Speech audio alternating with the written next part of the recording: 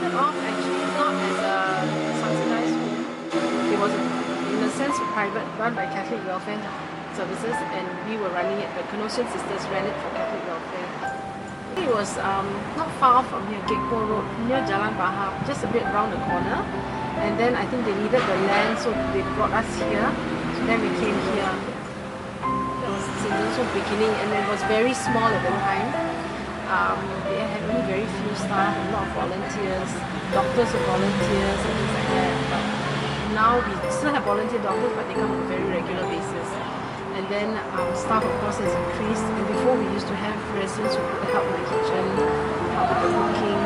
But now with all the NEA and Ministry of Health rulings, now nobody's allowed in except licensed people who have gone through the training and things like that. So we can't have residents going in. And anyway, now as you've seen, our residents are all in wheelchair.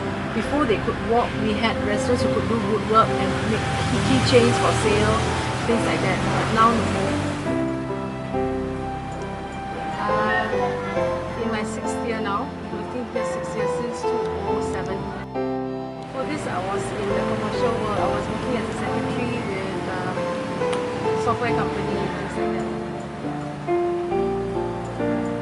At that point, one of my aunties had passed away, and my mum and my 2 aunties have been volunteering with St. Joseph's Home for many years. Sister Geraldine felt that once my auntie passed on, there may not be that connection between the family and St. Joseph's Home or the Canossian sisters.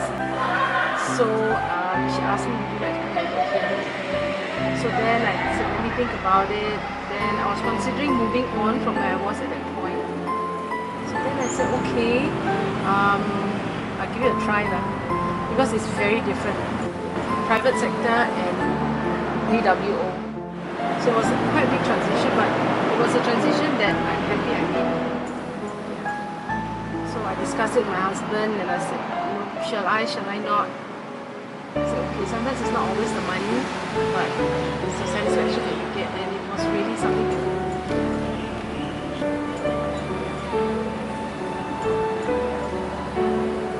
In a sense, being dementia, ignorance is bliss, I suppose, in a sense, so they're quite happy now.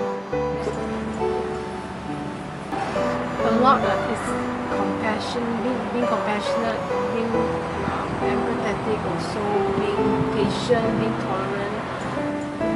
I have some residents who refuse to let anyone push their wheelchairs because the last bit of independence is being able to go wherever I want to go, not where you have to push me. After working in the private sector, working here, there's a lot of difference, there's more satisfaction from here. So I decided I'll stay on here.